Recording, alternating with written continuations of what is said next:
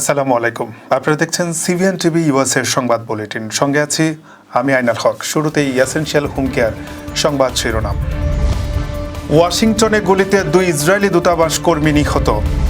ডিসেম্বরের মধ্যে নির্বাচন না হলে সরকারকে আর সহযোগিতা না করার হুঁশিয়ারি বিএনপির। অভিমান ভুলে জাতীয় স্বার্থে সব দলকে দায়িত্বশীল ভূমিকা পালনের অনুরোধ জামায়াত আমিরের। এবং তারেক রহমানের বিপক্ষে প্রোপাগান্ডার পথ বেছে নিয়েছে উপদেষ্টা ডক্টর খলিল, মন্তব্য রুহুল কবির রিজভির। শুনছিলেন এসেনশিয়াল হোম কেয়ার সংবাদ শিরোনাম। এবারে বিস্তারিত।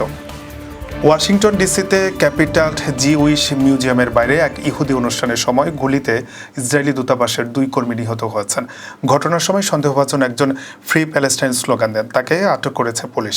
মার্কিন কর্তৃপক্ষ জানিয়েছে ঘটনাটি তদন্তে এফবিআই ও হোমল্যান্ড সিকিউরিটি একসঙ্গে কাজ করছে। নিহতদের খুব কাছ থেকে গুলি করা হয়েছে বলে জানিয়েছে দূতাবাস। ইসরায়েলের রাষ্ট্রদূত ড্যানি ড্যানন ঘটনাটিকে ইহুদি বিদ্বেষী সন্ত্রাসী হামলা বলে উল্লেখ করেছেন। মার্কিন কর্মকর্তারা হামলাকারীর বিরুদ্ধে কঠোর ব্যবস্থা নেওয়ার আশ্বাস দিয়েছেন। আগামী ডিসেম্বরের মধ্যে জাতীয় সংসদ নির্বাচন আয়োজনের আবারও দাবি জানিয়েছে বিএনপি। এ লক্ষ্যে নির্বাচনের রোডম্যাপ ঘোষণা না করলে বিএনপির পক্ষে অন্তর্বর্তী সরকারের প্রতি সহযোগিতা অব্যাহত রাখা কঠিন হয়ে দাঁড়াবে বলে হুঁশিয়ারি করেছে দলটি। বৃহস্পতিবার গুলশানে দলের চেয়ারপারসনের কার্যালয়ে এক সংবাদ সম্মেলনে এ হুঁশিয়ারি দেন বিএনপির স্থায়ী কমিটির সদস্য খন্দকার মোশাররফ হোসেন। এর আগে সাম্প্রতিক রাজনৈতিক পরিস্থিতি নিয়ে বৈঠক করে বিএনপির স্থায়ী কমিটি। বৈঠক শেষে বৈঠকের সিদ্ধান্ত জানাতে এই সংবাদ সম্মেলন করে দলটি। খন্দকার মোশাররফ হোসেন বলেন, জুলাই গণঅভ্যুত্থানের আকাঙ্ক্ষা ধারণ করে মানুষের হারানো গণতান্ত্রিক অধিকার, সাংবিধানিক অধিকার, মানবাধিকার সহ ভোটাধিকার নিশ্চিত করার লক্ষ্যে শিগগিরই জন আকাঙ্ক্ষা অনুযায়ী একটি নির্বাচিত রাজনৈতিক সরকার প্রতিষ্ঠা করাই এখন সর্বোচ্চ অগ্রাধিকার। তাই আমরা একটি সুষ্ঠু, অবাধ ও নিরপেক্ষ নির্বাচনের মাধ্যমে ডিসেম্বর 2025-এর মধ্যে একটি জাতীয় সংসদ গঠনের জন্য অবিলম্বে সুনির্দিষ্ট রোডম্যাপ ঘোষণার দাবি জানাচ্ছি। ফ্যাসিবাদ বিরোধী পক্ষগুলোকে নতুন বার্তা দিয়েছেন বাংলাদেশের জামায়াতে ইসলামীর আমির ডাক্তার শফিকুর রহমান। বৃহস্পতিবার নিজের ভেরিফাইড ফেসবুক পেজে দেওয়া এক পোস্টে এই বার্তা দেন তিনি। পোস্টে জামায়াত আমির বলেন, ফ্যাসিবাদ বিরোধী সব পক্ষকে মান, অভিমান ও খুব একদিকে রেখে জাতীয় স্বার্থে দূরদর্শী ও দায়িত্বশীল ভূমিকা পালনের জন্য আন্তরিকভাবে অনুরোধ জানায়। যার যার অবস্থান থেকে সর্বোচ্চ দায়িত্বশীল ভূমিকা পালন করে। তিনি আরও বলেন, আল্লাহ তাআলা এই জাতিকে সাহায্য করুন এবং সব ধরনের ক্ষতির হাত থেকে রক্ষা করুন, আমিন। জামায়াত আমির এই সময় বার্তাটি লিখেন যখন বিভিন্ন ইস্যুতে রাজপথে সরব রয়েছে রাজনৈতিক দলগুলো। বিএনপির ভারপ্রাপ্ত চেয়ারম্যান তারেক রহমানের নাম দিয়ে বক্তব্য দেওয়ায় তীব্র প্রতিক্রিয়া জানিয়েছে বিএনপি। দলের সিনিয়র যুগ্ম মহাসচিব রুহুল কবির রিজভী আহমেদ সংবাদ সম্মেলনে প্রশ্ন তুলেছেন, ফ্যাসিবাদ বিরোধী দীর্ঘ 1.5 দশকের আন্দোলন সংগ্রামের সময় ডক্টর খলিলের নাম কেউ কখনো শুনেনি। সুসময়ে হঠাৎ করেই তিনি উড়ে এসে জুড়ে বসে উপদেষ্টা হয়েছেন। বৃহস্পতিবার বেলা 12টায় বিএনপির কেন্দ্রীয় কার্যালয়ে অনুষ্ঠিত সংবাদ সম্মেলনে তিনি এসব কথা বলেন। তিনি বলেন, ডক্টর খলিল তার নিজের পক্ষে ওঠা প্রশ্নের জবাব না দিয়ে পলাতক স্বৈরাচারের মতো তারেক রহমানের বিপক্ষে প্রোপাগান্ডার পথ বেছে নিয়েছে এবং জনগণের দৃষ্টি ভিন্ন খাতে প্রবাহিত করার অপচেষ্টা করেছেন বলে মন্তব্য করেছেন রুহুল কবির রিজভী।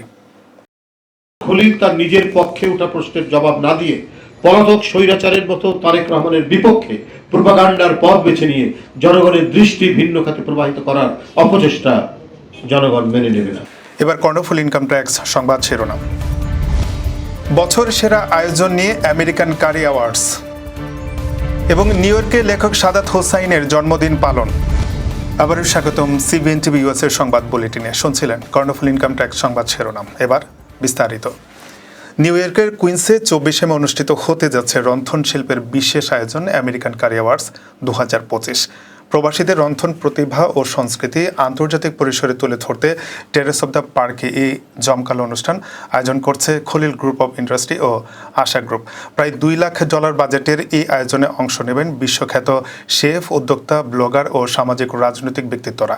9টি ক্যাটাগরিতে দেওয়া হবে পুরস্কার, যার মধ্যে অন্যতম best home chef, best chef ও লাইফ টাইম অ্যাচিভমেন্ট অ্যাওয়ার্ড। এর অংশ হিসেবে 18 মে ব্রঙ্কসে অনুষ্ঠিত হয়েছে বেস্ট হোম শেফ প্রতিযোগিতা, যেখানে নির্বাচিতরা মূল অনুষ্ঠানে চূড়ান্ত পর্বে অংশ নেবেন। প্রবাসীদের মধ্যে এই আয়োজন ঘিরে ব্যাপক উৎসাহ দেখা গেছে।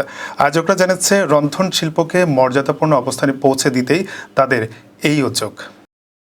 হবেন শেফ, এই স্লোগান দিয়ে হোম শেফ যারা আছে তাদের কম্পিটিশন আজকের কলিং বিরানিতে অত্যন্ত আনন্দিত এবং গর্বিত যে আমি অনেকগুলো পার্টিসিপেট তাদের সুন্দর, আমরা মনে করি আমরা নিজেরা যে শেফ আছি তাদের চেয়েও কিন্তু তারা কম নয়, সুন্দরভাবে সাজিয়ে গুছিয়ে রান্না করে আমাদের সামনে উপস্থাপনা করছে এবং একজন আরেকজনের চেয়ে কোনো অংশে কমা নয়, এটাই কিন্তু প্রভাব ঘটেছে আজকের এই প্রতিযোগীদের মাধ্যমে।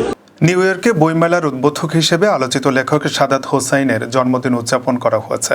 21শে মে সন্ধ্যায় জ্যাকসন হাইটসের নবান্ন পার্টি সেন্টারে এই শুভেচ্ছা অনুষ্ঠানের আয়োজন করে মুক্তধারা ফাউন্ডেশন। অনুষ্ঠানের সঞ্চালনা করেন ফাউন্ডেশনের কর্ণধার বিশ্বজিৎ সাহা। অনুষ্ঠানে লেখক, সাংবাদিক ও ভক্ত শুভাকাঙ্ক্ষীদের সর্ব উপস্থিতি দেখা যায়। আলোচনায় সাদাত হোসেন বলেন, স্রষ্টার সৃষ্টি মানুষ যদি তার কর্মের মাধ্যমে স্রষ্টার মন জয় করতে পারে তাহলে আমরা কেন সমাজের সুন্দর ছড়িয়ে দিতে পারবো না। ঘৃণার বিপরীতে ভালোবাসা সৌন্দর্যের পক্ষে কাজ করার আহ্বান জানান তিনি। এছাড়াও তিনি মায়ের স্মৃতি ও শৈশবের দিনগুলো স্মরণ করেন, যা উপস্থিত শ্রোতাদের আবেগে ভাসিয়ে তোলে। অনুষ্ঠানের শেষ পর্বে কেক কেটে সাদাত হোসাইনের জন্মদিন উদযাপন করা হয়। তোমার ছাড়া জগতে মোর কেহ নাই, কিছু নাই গো আমারও পরানো যাহা চায়। দর্শক, এই ছিল সিবিএন টিভি নিউজের সংবাদ বুলেটিনে। শেষ করছি। পরবর্তী বুলেটিন দেখার আমন্ত্রণ জানিয়ে এতক্ষণ সাথে থাকার জন্য ধন্যবাদ সবাইকে।